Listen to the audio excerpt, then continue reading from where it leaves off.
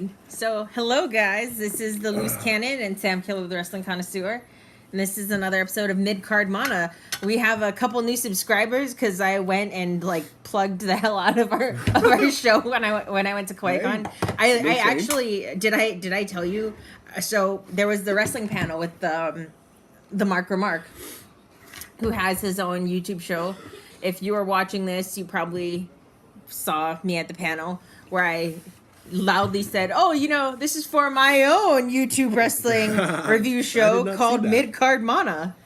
So I plugged it, got a couple new followers. You had him on one little segment, didn't you? Yes, I did. Awesome. We talked about Strong Style Evolved, but right now we are going to be talking about Fastlane, which was the Smackdown exclusive pay-per-view. Yeah, because he's all snotty, like how I usually am. Yeah. Don't worry, I'll get there. So we've kind of been absent the last few weeks. Yeah, we've been busy, sick. Between sickness and busyness and and just busy sickness. That's disgustingly busyness. Yeah. So, but we're back now. Another wrestling shirt. This is one of my older ones though, but it's a El Genetico shirt. Which we'll talk about distant relatives of El Genetico, Sami Zayn, later on in our review. I think they're second cousin. Third, actually. What's removed. Yeah. But we're going to be talking about on the father's side, actually. Oh. Yeah. It's, the Syrian side. Yeah. Yeah, actually. Anyway. So, Fastlane. It's an interesting pay-per-view right before Wrestlemania is the last pay-per-view before Wrestlemania. And we're gonna quickly go over some of the matches. So the first match was on the pre-show, which I thought was actually kind of nice. I liked this match. It was Breezango. Oh yeah. And Ty Dillinger versus Mojo Rawley, Chad Gable, and Shelton Benjamin. Yeah. It was a good match. It was a good match. It was a good way to sort of remind people, hey, you remember Ty Dillinger? He's still here. 6-man matches? What? Yeah. That's strange. Who'd ever imagine using any of those? Wow. Right. I mean, just putting people together for a match to save time and money, and what could ever good come out of that? But I liked it. I liked it mostly because I thought it gave a nice opportunity for Ty Dillinger to get some screen time. I'm a big fan of Ty Dillinger. He's the perfect 10 after all, so I was glad that he wasn't completely left off. And not just him, but Breezango also. Yes, who have been working hardcore to get themselves recognized in the tag team division, and SmackDown Live's flourishing tag team division, let me say. Yeah, I mean, they're there, but they're not really used. Yeah, but I mean, they're little comedy bits. They're at least they're a little bit more than the Colognes, which are still signed, but where are they? We never see the Colognes. We very rarely see them. So the first match that we're going to talk about is the first match of the night, which was Rusev Day versus Nakamura Day. I will say probably the best match on the card. Definitely, actually. It was like kind of a hard-hitting match. Really. Oh, yeah. And we expected on both sides, and I mean, I don't think there was anyone that expected Rusev to win, but I mean, but he had a great showing. I was like, he came out looking like he looked strong, looking great. He did. He looked really strong in the match. Rusev is still quite possibly the most over guy on SmackDown. We even hear Rusev Day chants on the Raw pay-per-views. Yeah, we hear Rusev Day chants every day because every day is Rusev Day. Machka! True. Happy Rusev Day. Happy Rusev Day. Happy Rusev Day. Yeah. It's interesting because like in the old days, if somebody was getting that over, they would push them because it's like, oh, the fans want to see this guy. Let's give the fans kind of what they want and make some money off of it. Rather than just douse him. Yeah. Well, although I will say this, they could have done a whole lot worse than giving him a match with Nakamura. They definitely could have. And while it was pretty obvious that Nakamura was going to win. I don't think there was any person that was like, Rusev's got to win this. Here's the problem. I think it was a good way to make him look like a little bit more of a contender because look at Nakamura, the Definitely. man who Unfortunately, survived the Royal Rumble. The build up to this point, he has not looked like a contender. Not at all. Even though he's been over for quite a while now, several Yeah. months. If we look at before this, they kind of wanted to use them as a tag team. They've tried to use them as faces. They've tried to use them as heels, and it's just not been. What's the word I'm looking for? Sixth. It hasn't been kept solid this whole time. They've flip flopped back and forth with no rhyme or reason. They had the feud with Orton, but the one which constant was just jobbed out. The one constant, of course, was the fact that Rusev was over. Rusev has remained like over, in all of the situations. But the big problem is, like Dolph Ziggler has recently said, is that when you're a guy that's supposed to be getting over the next upcoming star or whatever, and you continuously lose on TV and at the pay-per-views, then it's not going to matter. Yeah, your stock goes. It's not going to matter down. that you know they beat you because everyone beats you. And so Rusev's kind of entering that stage. You know, like you said, nobody expected him to win. Yeah, and that's a big part of the problem. Even with him being as over as he is, nobody expected Rusev was going to win at all. And I think that goes into, say, any of his matches, unless he's fighting some jobber or nobody. I thought when he was going up against Rude for the US strap, I legit thought he was going to take it. I did. I really did. I did. I was like, yo, Rusev Day! And we'll touch on Rude a little bit more here shortly. But yeah, I think Nakamura versus Rusev was probably the best match of the whole show. And that's saying something, I think. I agree, considering the matches that were teased for this card. The fact that that match was the best one is kind of telling. Yeah. And I don't want to say it's sad, but it's a little bit sad. Kind of. There was one spot which was, it looked great. Nakamura tried to do that flip once he got kicked, and he flipped and landed right on his face. I saw that, and I was just like, oh. I don't know. My auntie who loves Nakamura, screamed when that happened. She's like, "Oh my god!" Well, you know, I mean, it could have been potentially bad, but he seems fine. Yeah. He's the king of strong style, after all.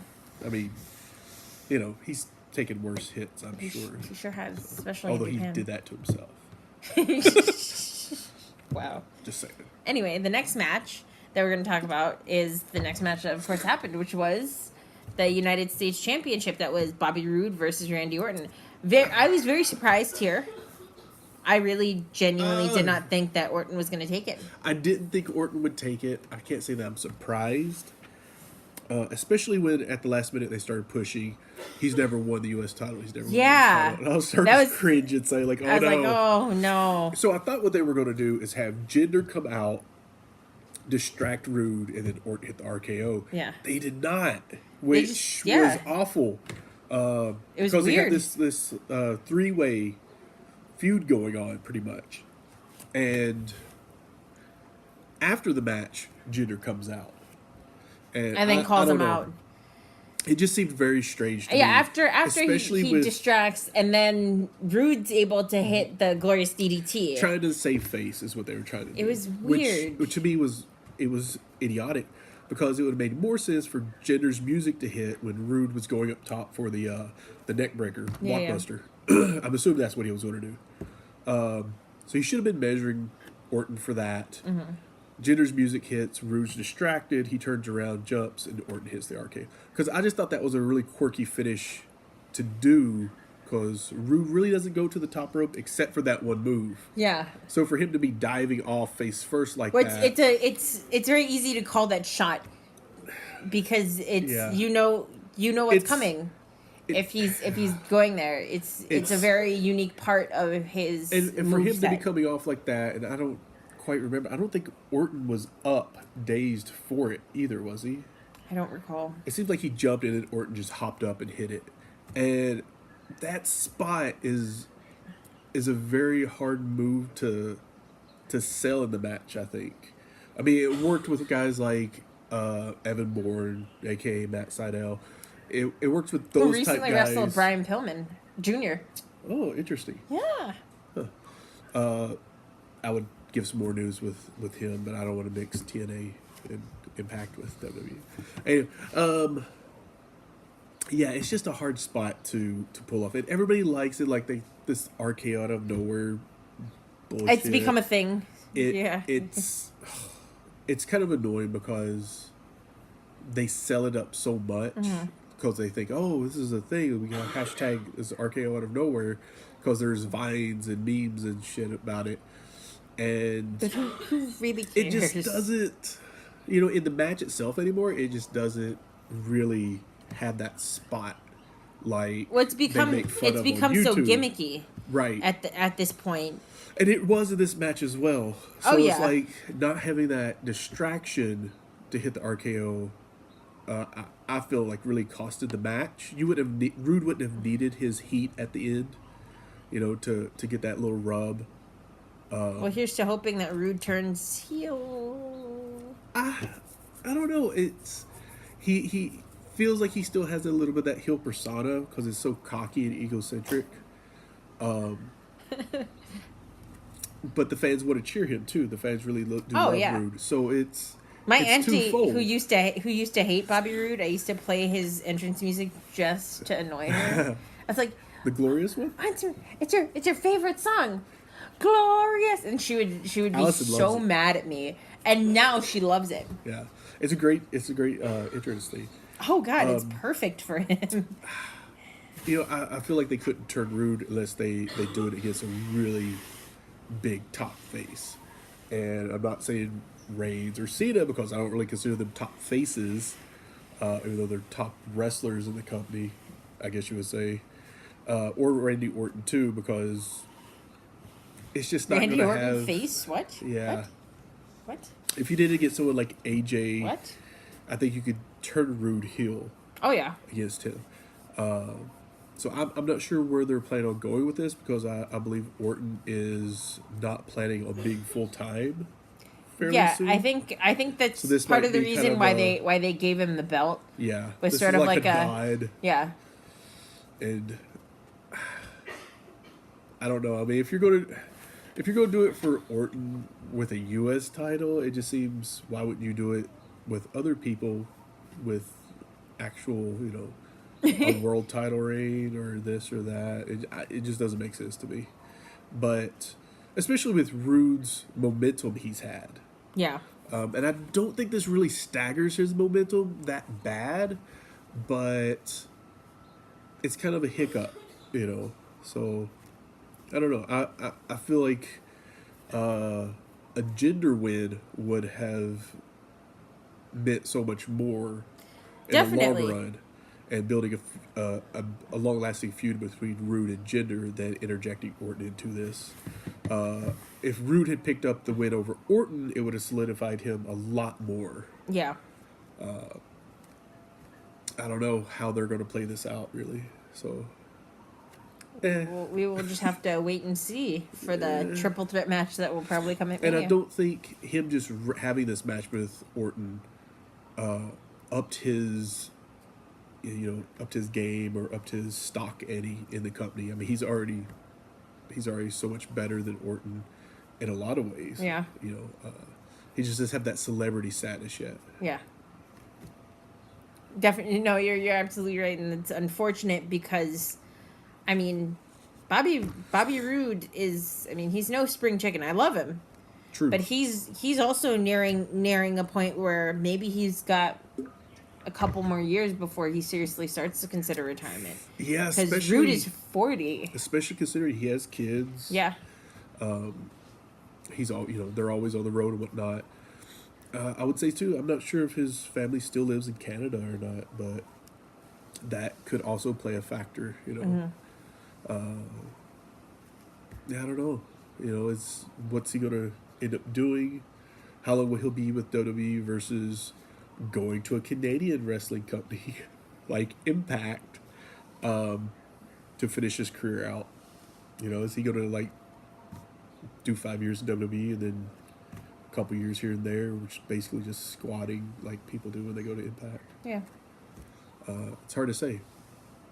I mean, he that's where he made his name. It is. His Impact. So I wonder what his feelings are as far as loyalty to that company, and maybe going back to give him a final nod, or to make someone like how that company made him. You know what I mean? Well, I'd say it's totally different now than where it was, because now that it's a Canadian company, I would say makes a huge difference. The next couple years, if they really prove themselves, and the way they're operating their business now is totally different. Yeah. So that is probably the most like you notable. said, he's not a young guy anymore. So, and really the amount of talent in WWE is huge. So, will he ever be able to get to that world title scene? It's another question as well. Because competition's pretty thick. It is, as we saw in the main event. Anyway, we're gonna move on to the next match. So the next match of the night was the women's tag match, which was actually very surprising to me. It was Natalya and Carmella versus Becky Lynch and Naomi, in which Carmella got the pin on Becky Lynch, which means that I don't remember how many straight pay-per-views it's been, but Becky Lynch has been on a pay-per-view losing streak for quite some time. I've never really been that big on Becky Lynch. Out of the 4 horsewomen of the WWE, she's always been sort of my least favorite, or the one I least cared about, probably because she turned heel on Bayley, and I love her. It was a decent match. It was surprising at how every person in it got a really good spot or moment. Yeah. And I thought it was definitely necessary. They keep Carmella relevant with this match. Yeah. Since she still has Money in the Bank. Yeah. And the biggest question, I think, is when is she going to cash in? At Money in the Bank, I'm calling it. I mean, how long is it good for? I thought it was just good till WrestleMania. It's good. It's good until the next Money in the Bank. I'm pretty sure. It'd be interesting if she doesn't cash in at WrestleMania. I feel like she'll probably cash in at WrestleMania. I feel like that's what they're going to do and try to swerve everybody. Asuka versus Charlotte. Asuka win, and then Carmella cashes in and ends the streak. Oh my God, the heat and that would way be. The heat would be insane. Can you imagine? 2 birds with 1 stone. Yeah. You've created a. You've made Asuka the underdog again, as far as she has to chase the title, so everybody's still for her chasing the title. You've established heel, basically, and you've ended the streak in this one-off, illegitimate way. I would much rather her come out with Scott Hall and he cattle prod Asuka. and then Carmella gets the 1, 2, 3. Asuka would kick out at cattle prod and then also just kill Scott Hall. You know that, right? I mean, you're aware. Like she would. You know, if this was, she would scalp him with her bare hand. She'd just rip off his ponytail and his head. If it was another promotion, they probably actually would do that. But it's essentially what will happen, though. You know, I mean, it's that sort of thing where I think it would be the best way to handle it. It would actually, because and I think you brought this up a couple times before, but the fact that the streak is looming above her, you know what I mean? It's always like an impending of, is this going to be the match? Is it going to be the match where the streak ends? Is it going to be this? Is it going to be this?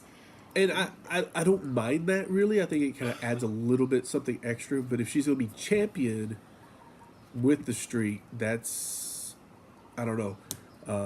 It's kind of a double whammy, because they just you don't want just anyone to really beat her. Yeah. Because it's going to be so much. So it's that person has to be really built up, and they either have to be really built up, or they have to cheap it.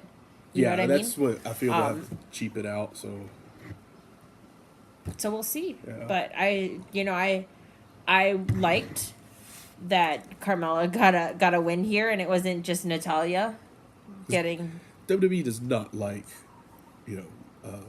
winning streaks. Undefeated streaks. We saw how they ended up botching the Undertaker streak at WrestleMania, and that's not even a undefeated streak. That's just at a pay-per-view. It was built up, and was totally a fabricated thing, really, that people just bought into. It's not like Goldberg's streak or Samoa Joe's streak back in the day, which were more legitimate. That's scary. Yeah. I thought it was cotton. Winning streaks. And Goldberg's, they just ended up booking themselves into a corner where they didn't know what to do with, because he did win the titles undefeated. Joe's wasn't as bad. They got around his in TNA actually a lot better, because I believe he had already dropped the title but wasn't pinned, so they were like, he's not technically not technically been defeated, he's never been pinned, and he wasn't defeated until Kurt Angle came. And Angle was the first one to pin Joe. Well, then of course, so that so that was kind of like a so yeah, it'll be interesting. I think that's what they'll probably do. If they don't, I'll be really surprised, because I mean, she'll already be spent wrestling Charlotte. Which we'll just switch around and talk about that match, actually. So the next match we're going to talk about is, skipping ahead a little bit, so it's Charlotte Flair versus Ruby Riott, which I liked. I didn't like how they still insisted upon having the other members of Riot Squad and then Naomi and Becky Lynch come out again, because it was just genuinely unnecessary. It didn't help either of them, really. Yeah. I thought the match was good. I did too. There was a few places where I was kind of like, don't mess this up, because if you screw this up, you're pretty much done for. Yeah. Honestly. So this was Ruby's big spot.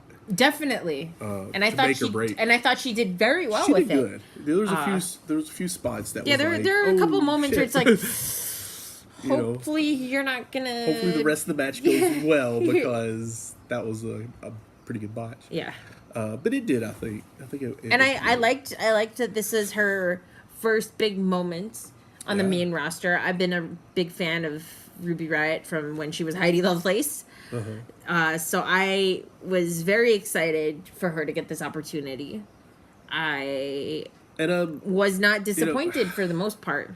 I think it's also really lent a big hand to the Riot Squad, in that Paige's faction has kind of been downplayed now. Since Paige has been taken out. Yeah. So the Riot Squad has kind of gotten to lift up, like, okay, well, they're being taken a little bit more seriously as a faction. Yeah. Because there's not as like a copy. There's not as many of the parallels that there used to be. And even really then, I think they well, yeah, but then they tried. I think SmackDown did a little bit better with trying to give each of the members of Riot Squad personality, whereas in Absolution it was Paige and friends. Like I think we talked about a bunch that Mandy Rose and I keep wanting to say Daria Berenato, Sonya Deville, weren't really given much as far as character, who they were supposed to be or what their motivations were, outside of we're a team. Whereas Riot Squad had a little bit more of an established, like, Ruby saw that these were people who maybe she wouldn't have associated with initially, but they were being treated very much the same because of people's different perceptions about them. Ruby, because she's, has all the tattoos and piercings and looks really punk rock and goth and all that. Liv Morgan, probably because of her, honestly, lack of ring experience, and her, she's just treated as, another pretty blonde.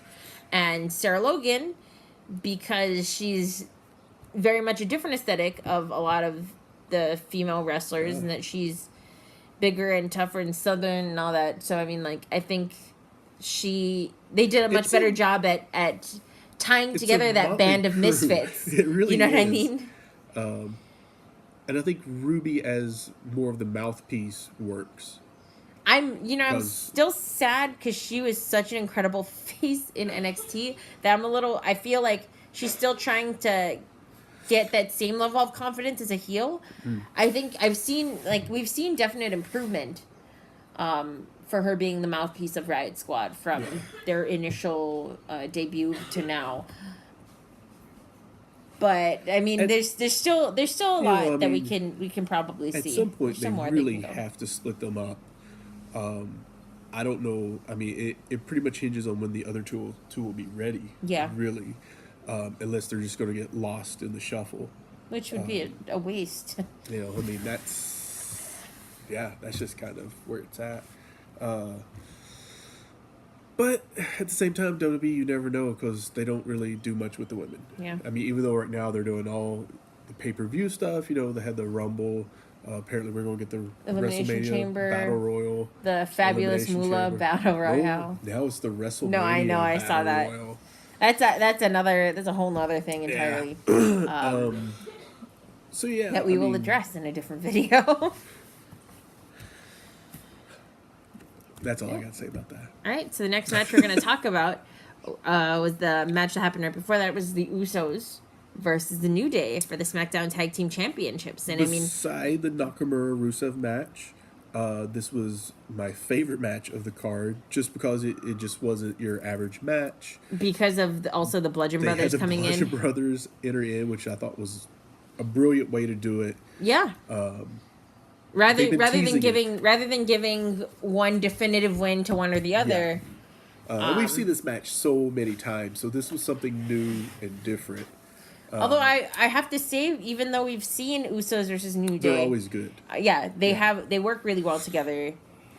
Each of the members of New Day and both of the Usos, they know how to change their style to match up with the different matchups. I mean, how they wrestle against Kofi and Xavier is different from how they wrestle against Xavier and Big E versus Kofi and Big E. So it's very interesting, and I think the Usos have definitely, over this past year of their heel turn / now face turn, they're like just the Usos persona change up. Like they've been absolutely on fire, and they've really proved a lot of people that had doubts about them wrong. Yeah. You know, they really teased this for quite a while now. And it seemed like they would tease it up, and then we wouldn't even see Bludgeon Brothers. Yeah. And then it was like start all over again. So I don't know if there was just some misfiring on management's part or whatever. They finally pulled the trigger. Yeah. They had Bludgeon Brothers come out and just decimate both teams. And it looked good. It did. You know, I mean, they just tore the hell out of them. Xavier Woods got that brutal like spinal injury. Yeah. I don't know how much of it is real and how much of it is a work. I feel like I feel like it's a work. I feel like it's for the most part a work. I think he might have been already hurt or something leading into it. Yeah, but like his sell of it was really. It was spooky. a little over the top. I thought it was too, but then at the same time I was just like, but he knows how to sell. So what if he just can't control this? And I was like, what if he's actually hurt? I was like starting to freak out a little bit. I was thinking like that he was going with the idea of, you know, it happened and he's like seizing. You know, I didn't get seizing but as much. He didn't do it immediately. As it was just like how he was breathing was just like really shaky and like how he. Like how how do I describe it? Like Shane's this past Smackdown, did you see that? Yes. Oh my god. Are you having a heart attack or? Yes, he was. Because like I've broken ribs and I did not do that. You're a tougher man. Of course I am. I'm a tank. A suburban got those hands. Like if Sammy had pulled Kevin out from under me, I would have got up after that and just. You're gonna get these. And then I would chase them down. Yeah. Barefoot. Yeah. The Hawaiian Braun Strowman. Yeah. Brada Strowman. That's great. We're gonna do that when we start our promotion. Yeah. Yeah. I feel like it is probably a work because they really haven't. Besides the WWE update. Yeah. There hasn't been any news. And that shit leaks out like crazy. Yeah, it does. So then there's the... It's interesting, though. Like, you've taken Xavier out of the equation. And then this past SmackDown, Kofi and... Jay was injured. So you had the only Big two E people and, that were cleared to wrestle were Big E and Jimmy. Yeah. So it was interesting. Like, I don't know. And they cut a what pretty they're good planning. promo talking about, They I got really did. I got respect for you, Oos. I know we've had our fights in the past, but Put all that on the side. nothing but respect. We're gonna take care of this, and then it's gonna be just you and the two of us left to settle this. I really expected, Which I liked a lot. I expected this point the Bludgeon Brothers are going to get that big push, though. They're going to take the straps. I hope so. Yeah, honestly, they do. I mean, They I need love to. the Usos and I love the New Day, but the Usos don't need those belts anymore. Do you know No. what I mean? Yeah. You know where I stand on with Usos, and I mean they've had the tag scene locked down. Welcome to the Uso Penitentiary. I think they should split them up, and I don't think that. I think they always split tag teams up too soon, but I think the Usos are ready.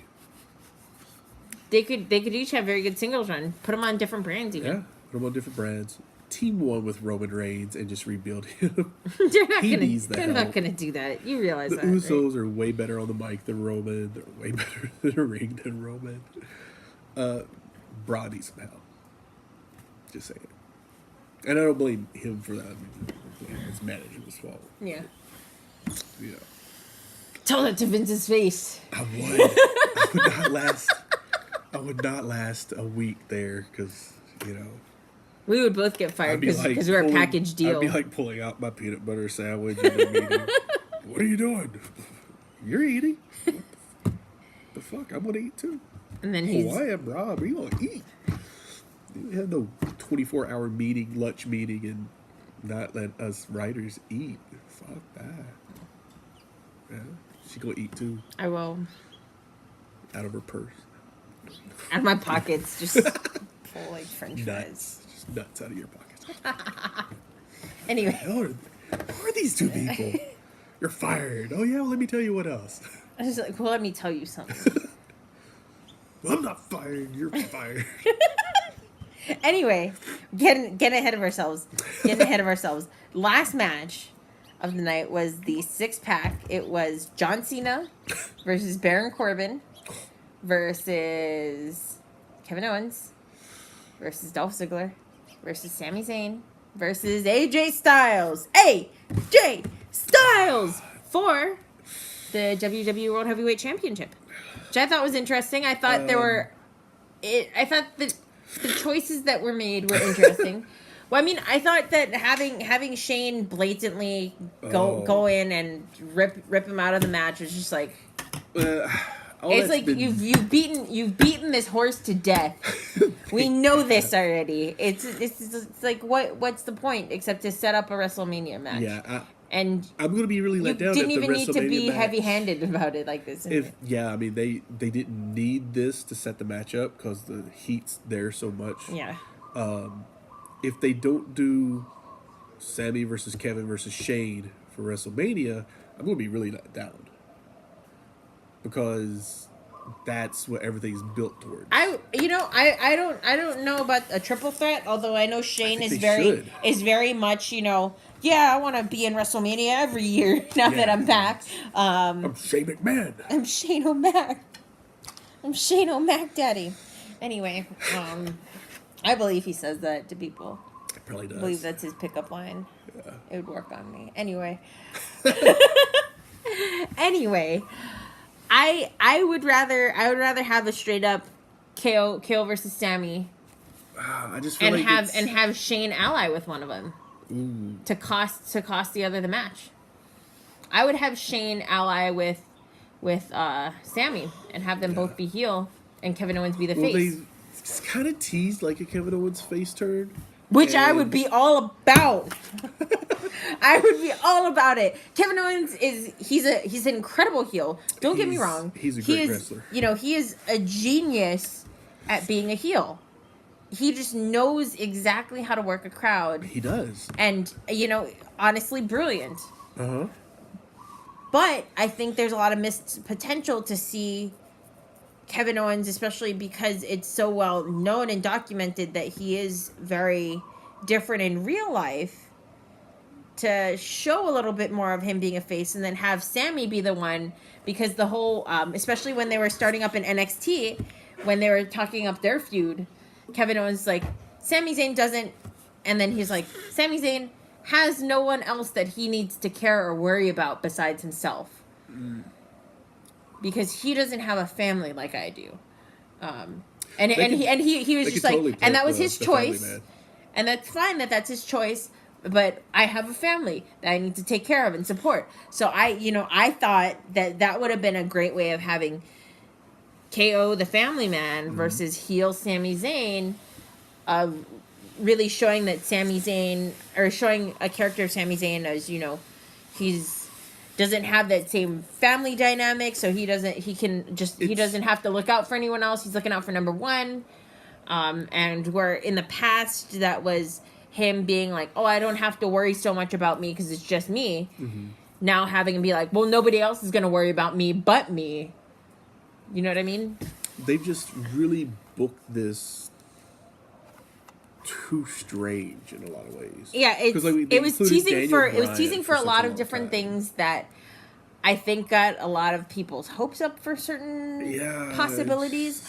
Like Daniel Bryan's inclusion in it, which I thought was great, but at the same time, it's sort of like if you were involving him so closely and so personally and so heavily in something like this, especially with the history of Sami Zayn as El Genetico's cousin and Kevin Steen and Bryan Danielson, and their whole like very tongue-in-cheek, like, we're men of honor. Yeah. Like if you're not going to do something with that, then what was really the point? Right. And I mean, it feels like you're setting up so much for what people have pretty much just been like expecting at this point, a Daniel Bryan wrestling return. And I think it could totally happen. Especially if you listen to Daniel Bryan, it sounds like he could make a return. I'm thinking his contract's actually up this year. His contract is up in summer, I think. Yeah, so it's interesting whether it doesn't seem like they're gonna pull the trigger now, but it's hard to say because we still have a little bit of time till WrestleMania. Not only that, but I mean, there's also SummerSlam, and I think his contract is up around that time. So it's interesting because it seemed like they were building toward a Daniel Bryan Shane McMahon match, which would be like, why would you have this be his match? Yeah, one because seriously, there's so many other people Shane that is would a spot monkey that hurts people and himself. So that would not be. It would be a bad idea. It's like I would just be happy to see him back in the Daniel versus Kevin. I can see those Daniel Bryan in like getting inserted into that match would be the only thing that would make it better to me. Yeah. I find it. It just seems weird. Like I can't see. I like your idea. I just can't see the way they've booked it. Shane aligning with Sami or Kevin over the other. So like if they did that, I would definitely be left hanging like, where did this come from? Why would you do that? Because I love Shane. I do. We all know I love Shane. Shane is my silver fox. I love him. That was great. I was laughing so hard. He was putting his heart and soul into selling that pop-up powerbomb on the ladder or whatever it was in the back. And his face was all red. Yeah. No, it was beautiful, but I mean, Shane, I love Shane, but I don't want to see him in a triple threat match. So bad. But with Kevin and Sami, I don't. I don't know. That was my thought. It's not the as. way they It's built not it. as. I believe it that it's likely how it's going to happen. Yeah. But I just don't. It wouldn't be satisfying to me. No. Because no matter who wins, there's no resolution. They'll have Shane win. If Shane wins. Kevin and Sami still are united against the evil that is Shane McMahon. Yeah. Sami wins, it drives the wedge further. KO wins, drives the wedge further. Yeah. If either one pins the other, then that basically splits them up. So it's really sort of have them, reunite in the match, and I've heard just, that it might become a tag match.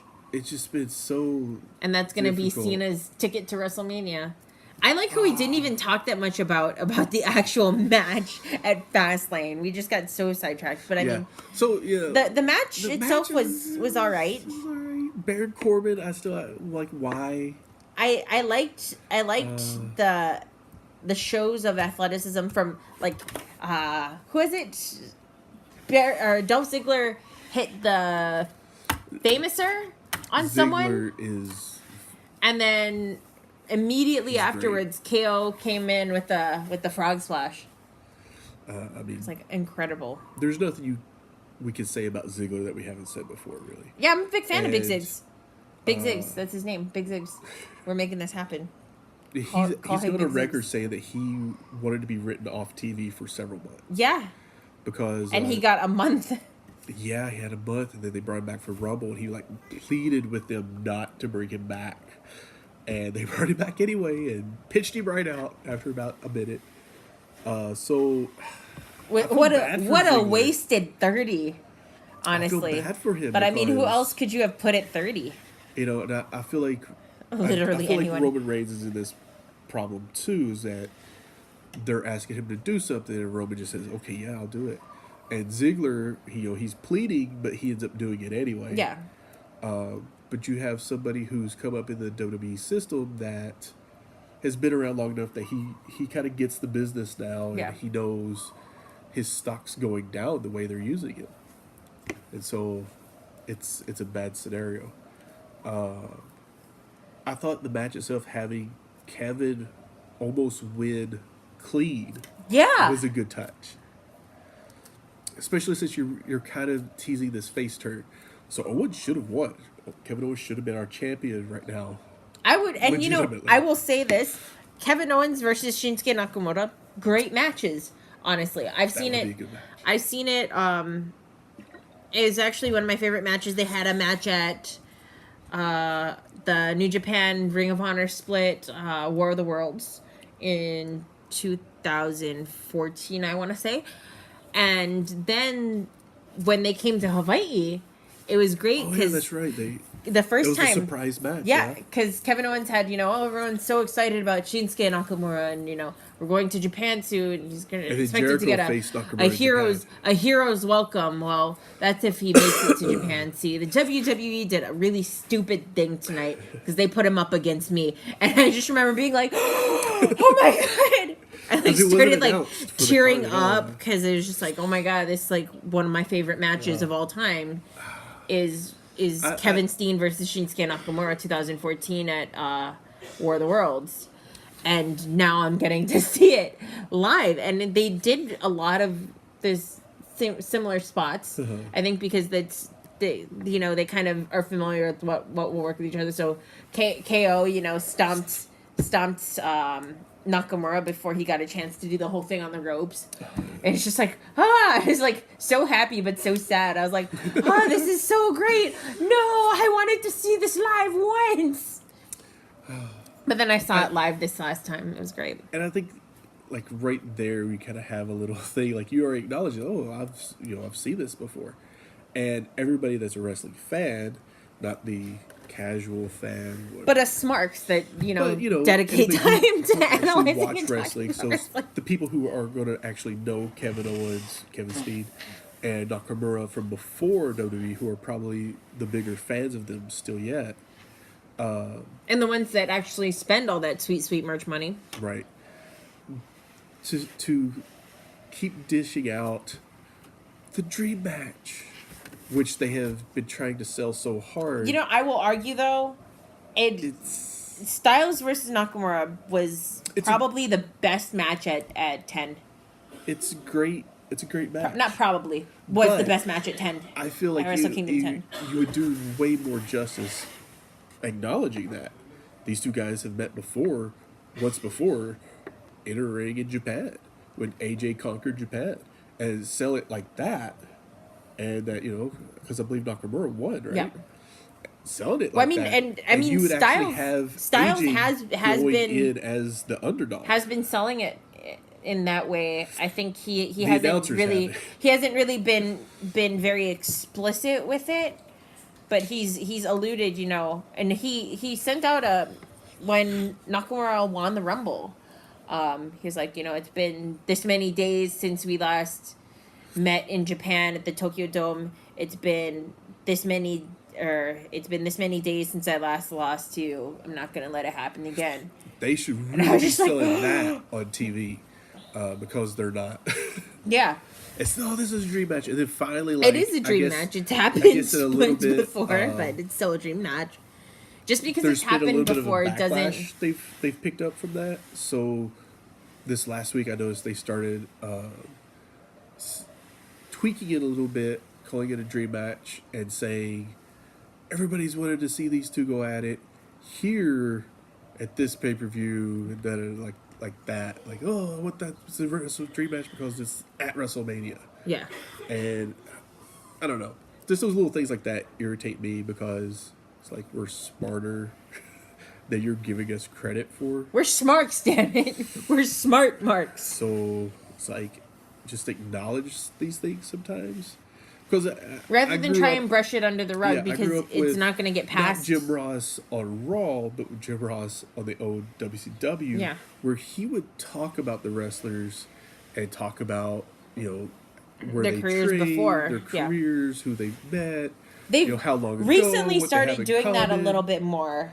and it's Mostly really sells it a our lot guy better. Corey Graves and Mauro Ranallo. Yeah. Our guy and our actual Well, guy. that's who I've noticed picked up on Corey trying to really 'Cause turn Corey's- that backlash around. Corey's a smart, Yeah. honestly, and he wrestled in the indies for quite some time, and unfortunately his WWE career, I'm trying to be nice here, unfortunately his WWE career didn't last as long as I think he had hoped or expected. Or his in-ring career anyway. Yeah, he could be like champion of 205 right now. I think he's about 217. I'm sure they would have popped him down to about 204. Nah, not Graves. That's what they have Aleister Black for. No, he's now like 210. If you haven't noticed. Yeah, for now. One of my buddies picked up on it. We have this conversation sometimes. He's like, he wasn't that weight before. And we'll look it up. He's like, he's 210 now. God damn them. Buddy Murphy, man, Buddy Murphy. who is out of the tournament. I was surprised. No. I wasn't that surprised though, because I'm all about Mustafa Ali. I thought Buddy Murphy was going to win it because they'd given him so much press. I think they threw him a bone because he's Alexa Bliss's future husband. Really? Yeah. Huh. It was funny because he was more over than she was in NXT, and now look what happened. He's a good wrestler, though. He is. I catch a lot of shame. Pillman vibes from him, like early Pillman vibes. Yeah. So, I don't know. I thought they maybe had big plans for him, moving him to NXT.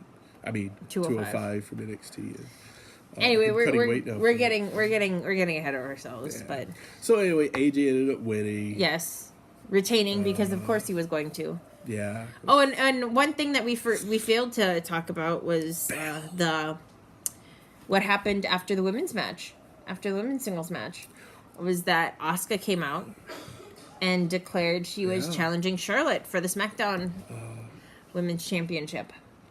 I'm not sure what made them decide to do this. The fact that Asuka versus Alexa Bliss would have been not great. Wouldn't have been that I great. don't know if I would say that. Plus, I've kind of viewed either match. we've already about seen the same. Asuka beat her. Yeah.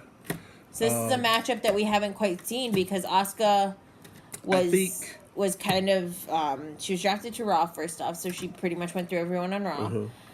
In NXT, she had already faced Bayley, Nia Jax, I think also Alexa Bliss, in Alexa's final runs in there. Asuka's faced literally everyone else except for Becky Lynch, who's not built for it right now. Yeah. Naomi, who also is unfortunately not built for it. Pretty much the entire SmackDown roster, except for Carmella, is left untouched, which is nice because that's probably what she's going to be doing on the way to WrestleMania, is defeating all of them.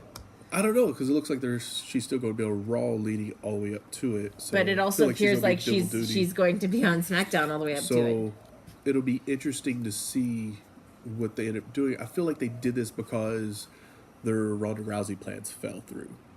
Yeah. Because, I mean, obviously at Royal Rumble, she come out and she made the big introduction. She's like, I'm going to WrestleMania. And nobody bought in the way that was that she was going to WrestleMania and challenge someone. And then when they did the contract signing, they put out the statement that she wanted to earn it. And I think that's because they realized her training was not going to be done in time for WrestleMania to put out a good match. So they made it the tag match. Yeah. So I think that really left Charlotte nothing to do, because I feel like they were going to have that match. Yeah. Well, I mean, because they were teasing it from back in the Mae Young, where it was the four horsewomen of WWE, which is of course Charlotte Flair, Bayley, Becky Lynch, and Sasha Banks, versus the four horsewomen of MMA, which is Ronda Rousey, Jessamyn Duke, Marina Shafir, and my favorite, Shayna Baszler. Yeah. Which has its own built-in feud there with Baszler and Rousey. Yeah. That's your money match. Because Baszler is, I think, a lot farther along in her wrestling training. Yeah. I think she's she's also spent a lot more time working, not just in the WWE, but she's worked in Shimmer, I think some PWG shows. She's worked in DDT Pro. She's beaten Joey Ryan. Yeah. But I mean, who hasn't? I've beaten Joey Ryan. No, I haven't beaten Joey Ryan. I bet. Hangman Page also hasn't beaten Joey Ryan. What? Yeah, we'll have to talk about that in a different video. Anyway. Yes, that was our review for WWE Fastlane. The last stop on the road to WrestleMania. Vroom, vroom.